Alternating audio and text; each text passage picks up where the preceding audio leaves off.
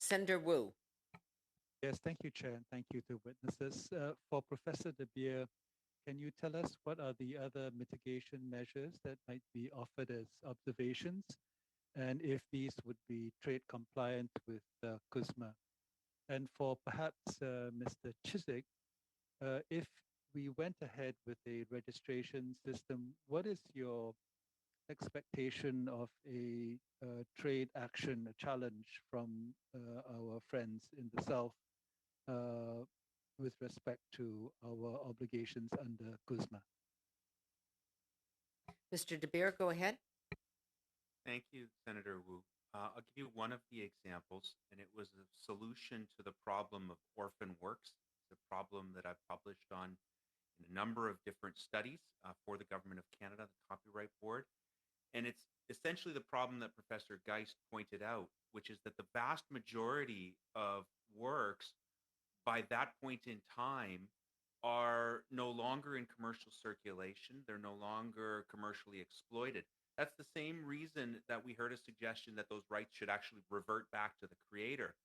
The truth of the matter is nobody knows who owns the works because the system is so dysfunctional. There's no registry you can go to figure out who owns what at that time. So one of the mitigation measures would be a proper system to deal with what's called an orphan works problem. That's one of the mitigation measures that was identified as possible by the policy analysts who ran the consultation last summer, which was simply ignored as this was shoved through the budget bill with no mitigation measures whatsoever. So that's one example that this committee could observe would be urgent to address if this term extension goes through. Thank you. Would you add that? Would you add that to the list? Would that also be trade compliant, CUSMA compliant, together with a registration system?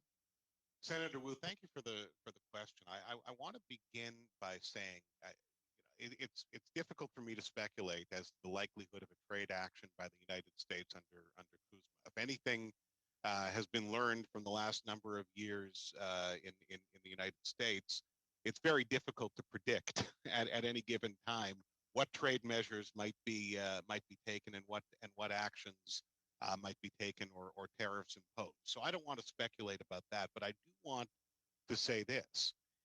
The risk is far greater than a risk of a trade action under CUSMA, because what we're talking about today is a measure that would be in breach of an international convention to which there are more than 80 parties around the world, and that's the Berne Convention, right? And it's very important to recognize that although my friends, Mr. Geist and Mr. De Beer, are referring to some sort of consensus among IP scholars that this would not be Berne compliant, I agree with Mr. Gilcaire. That's by no means a unanimous consensus. There are many copyright experts, including some here today, who disagree with that assessment of Berne. And the argument that a registration requirement simply for the last 20 years of the 70-year protection period would not be in breach of Berne is so narrow that it loses the meaning and intent of the treaty, which is that copyright must be available to rights holders automatically and without formality.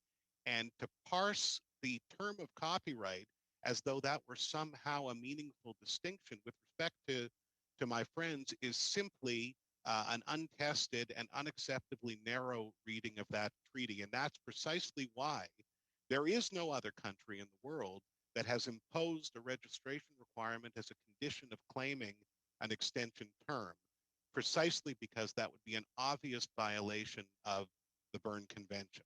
And that's in spite of the fact that the international standard that has emerged over the last 25 years is not life plus 50, as Mr. Geist suggested, but rather life plus 70, without registration or other formality.